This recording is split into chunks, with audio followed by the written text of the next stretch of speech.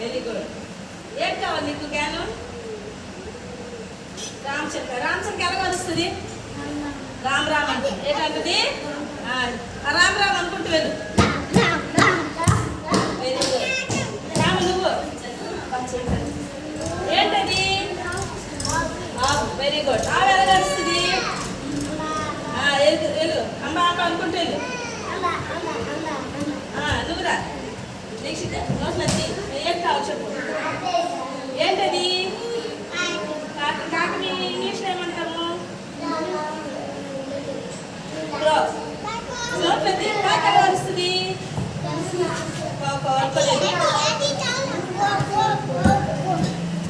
నువ్వు చెప్పురా. టికెట్ కావాలి.